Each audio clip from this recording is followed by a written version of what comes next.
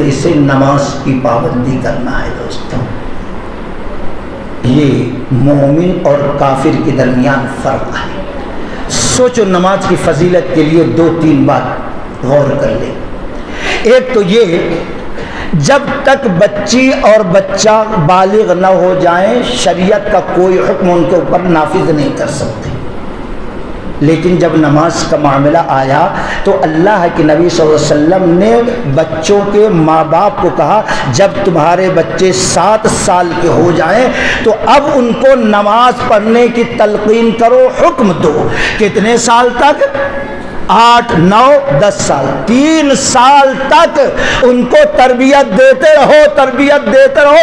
ہر نماز کے وقت کھیل رہا ہے بچہ تو لے لو، سو رہا ہے تو اٹھا لو اور اس کو وضو کراؤ اور اپنے ساتھ اس کو نماز پڑھاؤ.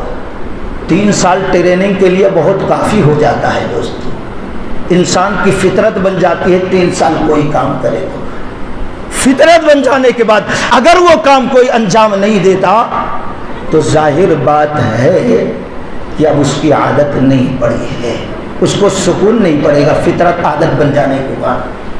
اب نبی نے فرمایا 3 سال میں اگر عادت نہیں بنی، آسان ہوتی ہے بچہ بستر سے اٹھ کر وضو کر کے مسجد میں نہیں آتا، آسان ہوتی ہے بچی 10 سال کی ہو گئی ہے، 3 سال تک تم نے اس کو بتایا سمجھایا لیکن اب خود بخود اٹھ کے نہیں پڑھتی تو اب اس کو ڈنڈے سے مار مار کر نماز پڑھاؤ.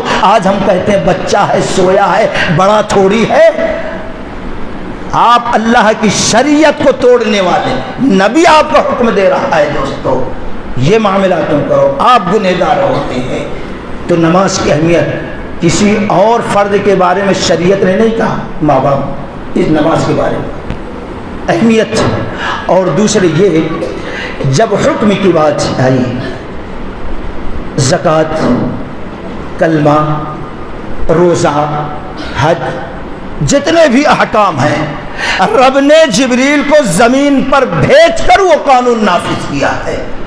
لیکن جب نماز فرض کرنے کا معاملہ آیا تو اللہ نے خاص سواری نبی کے لیے بھیجی کہ براق پر آپ کو سوار کر کے حرم سے لایا جائے مسجد اقصی پہنچے ہیں، خاص طور پر وہاں سیڑھی لگائی گئی اور پھر ہر آسمان پر نبیوں سے ملاقات، دعائیں علیک سلیک اور خوش مبارکبادی، اور پھر اس کے بعد رب العالمین سے ہم کلامی.